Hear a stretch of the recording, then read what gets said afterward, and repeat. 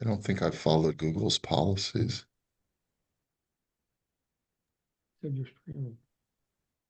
That's really weird. Okay. In the meantime, let's learn. Okay.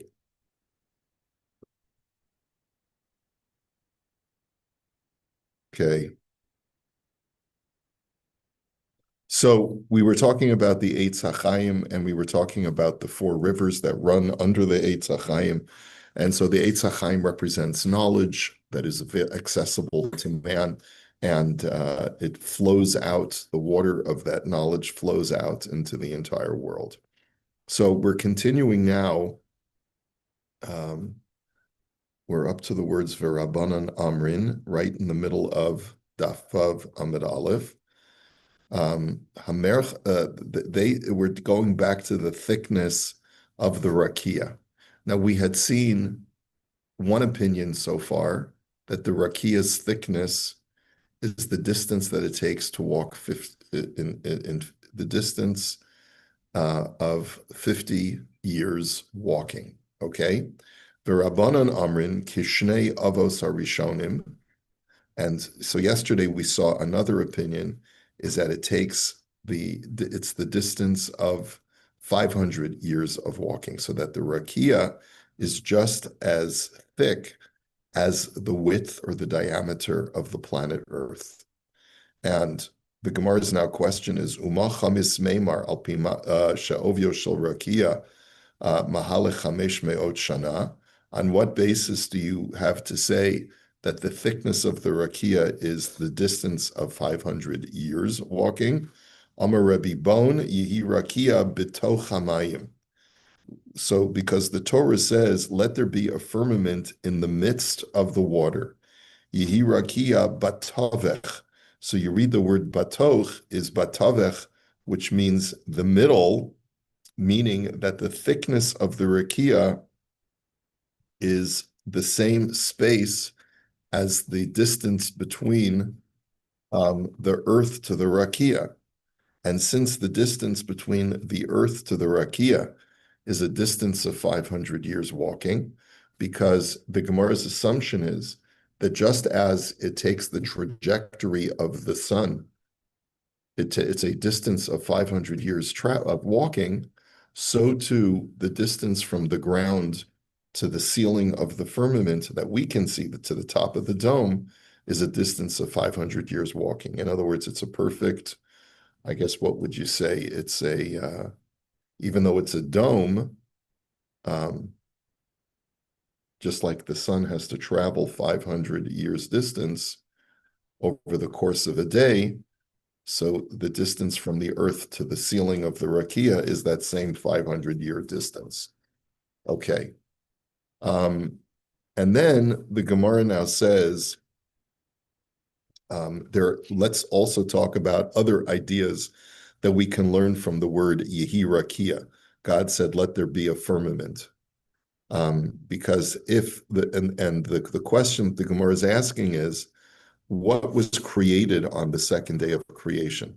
If God already created heaven and earth, and then he said, let there be a firmament, what was renewed? Like what was created anew on the second day? Right. So Rav Amar, Lachem hayu hashamayim bayom harishon, uvasheni karshu, that the heavens were moist and I guess soft and pliable on the first day, and on the second day that the heavens became firm, meaning that the firmament became a firmament. Right. Up until it firmed up, the firmament was firmed. Before the firmament, before the second day, the heavens were pliable and soft, and it wasn't a real dome. It was sort of like a gel, maybe. You're talking about the dome of the atmosphere. Yeah, the dome. Yeah. This is all medieval science, and we don't even know what message we're supposed to be taking out of it. And Derav Omar Yehi Rakia, Yechezaka Rakia, O Yikrasha Rakia, Yiglad Harakia, Yimota Harakia. that all of when the Torah says let there be a rakia, yehi could also be read as yechazak rakia. Let the firmament be strengthened. Um, or let the rakia become yikrash, let it become hard, or yiglad, or let it become solidified, or let it become stretched. Meaning that all of the firming up of the rakia all took place on the second day. We're not talking about the land, we're talking about the dome. Yeah, the dome. Now, the other things were going on the third day with the land, but this is what was happening with the second day. Okay. Amar Rabbi Yehuda ben Pazi, the meaning, he has a different meaning of the words Yihi Rakia. Ye'asa kimin matlit harakia. Let the, I'm not sure where he sees this from the words Yihi Rakia, but he says, I guess it was only known as a rakia on the second day. I want the rakia to become stretched out like a drape. That's literally what it means. Because on the first day, the heavens were only made like some kind of liquidy mass. And then, like if you would take, let's say, a piece of liquid, but something that's very, very viscous, and then you would stretch it out and like maybe like a piece of Play-Doh and stretch it out and make it like a dome. That's really what happens on the second day. Heichma da'at Omar, just like we would say in the construction of the Mishkan, Vayiraka'u et pachei hazahav. That's what the word rakia comes from, to be stretched out. When they beat gold into gold plating in order to cover, I think it's the aron. It says that's what the word vayiraka'u means. Yehi rakia means that there was some congealed mass, but it hadn't been formed or stretched into a dome. And so on the second day, that congealed mass was stretched out into a dome, just like you would be rokeya, you would beat out and thin out gold plating. Okay. Like a silly putty. What? I'm thinking like silly putty. Yeah. And it's stretched. Yeah. So now the Gemara is going to tell us that there's another opinion as to the thickness of the rakia. Tani b'shem Rabbi Yehoshua, ovio shel rakia kishtei etzba'ayim.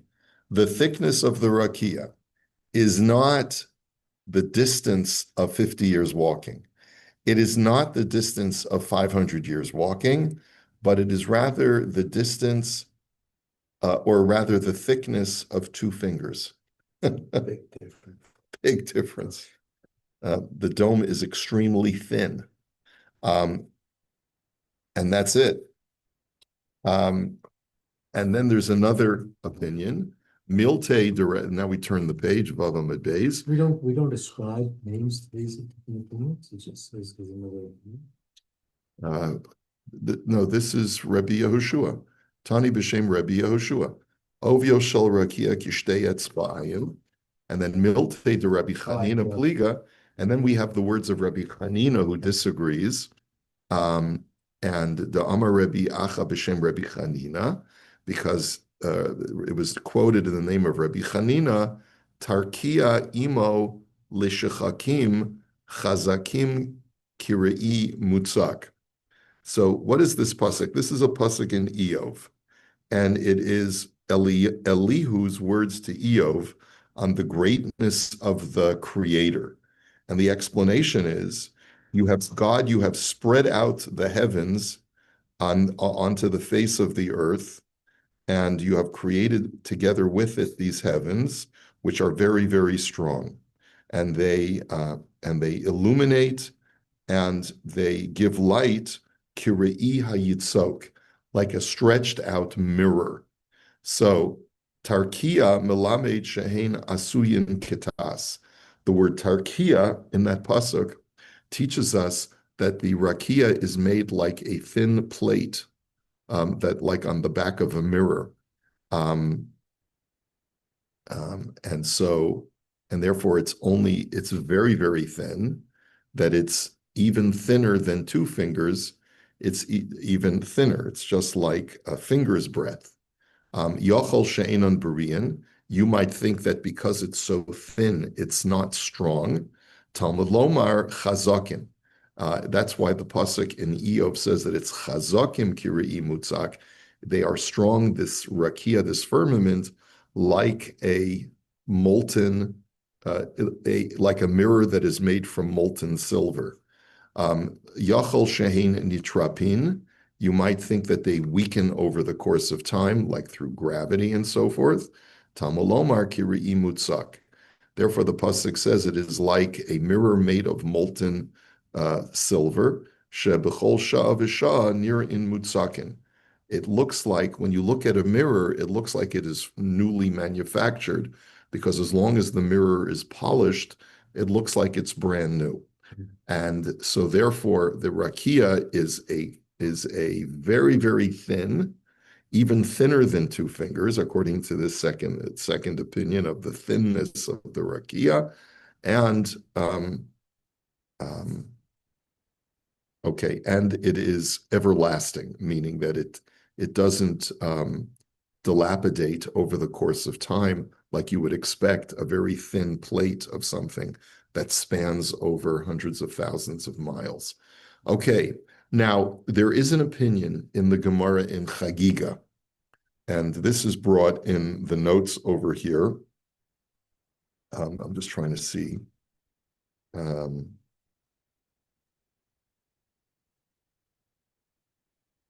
Let's see. I think it's, yeah, there is a Gemara in Maseches Chagiga Daf Tesvav Amud Aleph, and it talks about benzoma. Tonight we're going to read about benzoma in the Haggadah. What does benzoma say in the Haggadah? It's the 18. What? Why? Yes, yes. Amar Rebbe Elazar ben Azariah. Rebbe Elazar ben Azariah says, Hareani kiven shivim shana. I am like a 70-year-old man. Velo zochisi shete'amer yitzias Mitzrayim balelos. I never was able to understand the source for why we should make mention of the Exodus at night, meaning every night when we daven Ma'ariv, we say the third paragraph of Shema that mentions Ani Hashem Elokechem, Asher Hotzeisi Eschem Me'eretz Mitzrayim. So I never understood why we should make mention of the Exodus at night when, after all, our Exodus was in the morning of the 15th. Ad Shedurasha Ben Zoma, until Ben Zoma came along and expounded, Laman Tizkor Es Yom Tzeischa Me'eretz Mitzrayim Kol Yemei Chayecha, so that you should remember the days of your leaving of Egypt, all the days of your life. Yemei Chayecha Elu Hayamim, Kol Yemei Chayecha Elu Haleilos. Yemei Chayecha refers to the daytime. Kol Yemei Chayecha, that extra word kol, means not only the daytime, but at the nighttime. So you have to remember the Exodus both during the day and at the night. V'chachamim omrim, but the chachamim disagree, and they say, Yemei Chayecha Olam Hazeh, Kol Yemei Chayecha Lahavi Liyamos HaMashiach. That even in the Messianic age, we're going to make mention of Yitzias Mitzrayim. You might have thought that once Mashiach comes, that'll be our whole story. No, even in the Messianic age, we'll still remember our experience of having left Egypt. So benzoma plays an important role in our Haggadah. And benzoma was also one of the four sages who entered into the Pardes. They were Rabbi Akiva, Ben Azai, Benzoma, and Acher. Benzoma is the one who was Heitzitz v'nifka. He gazed into some kind of very, very deep, either mystical or philosophical speculative experience, and he was injured, which means nifka means that he was unable to endure, his mind was incapable of enduring that that experience. Mhm. And so either he went insane or he had a mental breakdown, something happened to him. Obviously, this teaching in the Haggadah is before that experience occurred. The Gemara in Chagiga, after describing the story of what happened to the four rabbis who entered into the Pardes, then this says that there was once a story of Ben Zoma who was um, standing, or either standing or sitting near the Temple Mount. And one of the sages went over to Ben Zoma and saw that he was in some kind of trance, like he was just looking out and thinking very, very intensely. And so he said to him, "Me ayin ula ayin Ben Zoma, where are you coming from and where are you going, Ben Zoma? Like, where's this head trip taking you?" And so Ben Zoma says, "I was calculating the thickness of the rakia, and I concluded that it is only 3 fingers thickness." This is all in the Gemara in Chagiga, in Maseches, in the Bavli. So if we were to take a look at that, We said it was 2 fingers. yeah, Two before. we said it was 2 before. Yeah, And this also stories before his breakdown. presumably so, or maybe it's in the process of him breaking down. You don't really know. Mhm.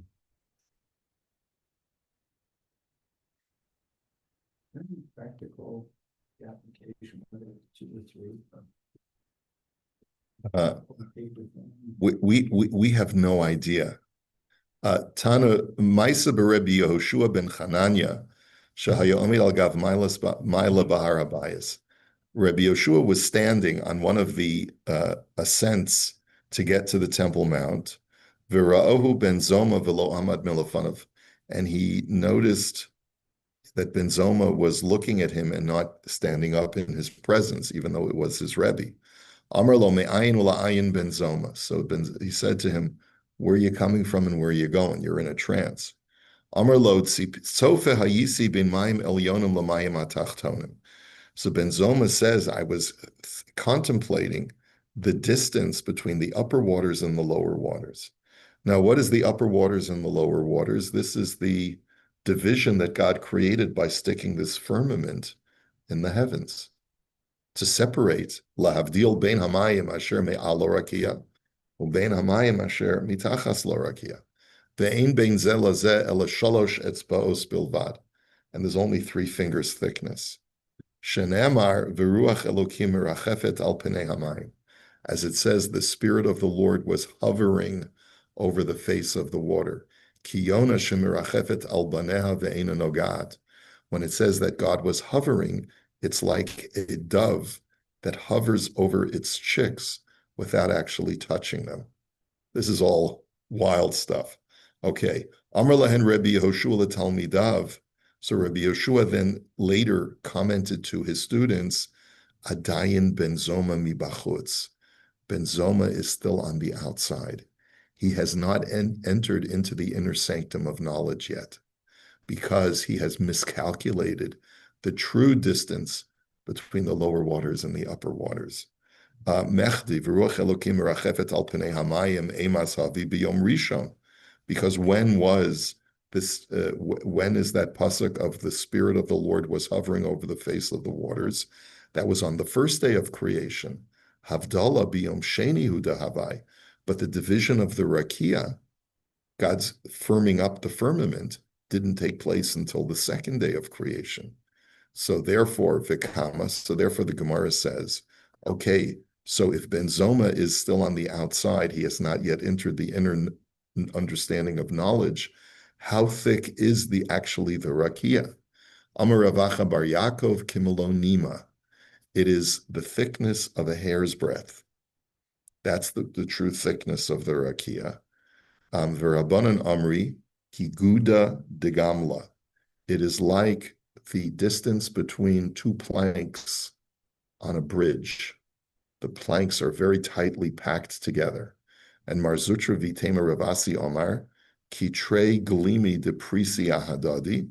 The distance is like if you had two sheets, two bed sheets, one on top of the other. The distance between the two bed sheets is the distance between the lower waters and the higher waters, meaning that the rakia is that paper thin. Va'amrila kitrei kasi dischifi ahadadi. Like, I think it means like two cups that are touching each other. The distance between two cups that are touching each other at the point of contact, that's the distance between the upper waters and the lower waters. So very, very tiny distance. So that Bavli does not talk in terms of the thickness of the rakia as a distance of 50 years walking or the distance of 500 years walking. It's clearly subscribing to a much thinner distance. Now, what does this all mean? So I'm actually going to be mentioning that Benzoma, the four sons of the Seder, correspond to the four rabbis who entered into the Pardes, according to Reb Shimon ben Tzemach Duran. And this is one of the Haggadah commentaries from the 15th century. And Benzoma represents the Eino Yodea Lishol. He doesn't have the ability, he doesn't know what to ask because he is very, very distant from the Pardes experience. He was extremely logical, Benzoma, and tried to calculate everything exactly. And he couldn't handle something that far transcends the human mind, which was the Pardes experience. And when contemplating the distance between the heavenly realm and the earthly realm, he really didn't have true access, and therefore he felt that there was this barrier that separates between heaven and earth that is not really accessible. And what Rabbi Yehoshua was really teaching was, you don't get it, Benzoma. There's almost no distance at all. It is more traversable than you think. And that's really the meaning of this on a deeper level. So anyway, So it's spiritual or physical? Oh, I guess the answer is yes and no all at the same time. We're really not sure. There's so much depth to these types of Gemara. Rabbi Simcha Wasserman, who spent a lot of time in Los Angeles when I was growing up, once spoke to us. I heard him say this a few times. Did he come to Vancouver? Rabbi Simcha also? You remember him? Okay. This was Rabbi Chanan Wasserman's son. And he was a very, very, very holy man, a true Gadol b'Yisrael. And he said that sometimes there are things that are contained in Rashi's commentary to the Torah that we simply don't understand. Why did Rashi write them? He said because Rashi was prescribing vitamins for us. You take the vitamin, which is like a tidbit of knowledge, even though it doesn't really make sense when you ingest it. At some point, it makes an imprint. And some of these Gemaras have such deep esoteric meaning that we take in the words without really understanding what we're taking in. But each and every statement of the rabbis has a way of being understood if we spend enough time on it. So we've seen a number of different opinions. We've seen the opinion that it is the distance of 50 years of walking. So that was one opinion. We saw that it's the distance of 500 years of walking, the same thickness as the distance between Earth to the Rakia. We also saw the opinion that it is 2 finger breadths. We saw the opinion that it is much thinner than that without really telling us how much thinner it is. And that's not even taking into account the Talmud Bavli's narrative of the dispute between Benzoma and Rabbi Yehoshua, that Benzoma says it's 3 fingers breadth, and the other rabbis say that it's like a hair's breadth or something very, very thin. Before also said it's made of silver. like. They said it was like like a Silver mirror, like a plated, like a mirror back in those days. You didn't take glass and paint the back of it with mercury or some other metal like we do today. Back in the day, you took a piece of silver and you polished it. It's not transparent, reflective. It's reflective, yeah. So how does the sun get through to the earth if it's No, reflective? that's a So thickness. don't you, we talked about this several days ago. It's an opaque dome. It's an opaque dome, Opaque silver. and the sun comes under the dome during the day and exits the dome at night. Silver works. Okay. Yeah, but it's an analogy. Okay, Deborah, we're going to take a break. We'll resume the Mirz Hashem after On Pesach. that note, On that note. Okay. So All right. Friday or the Monday? Uh, that's a good question. I would imagine that we'll resume on the Monday after Pesach. Let me wish you all a Chag Kasher v'Sameach.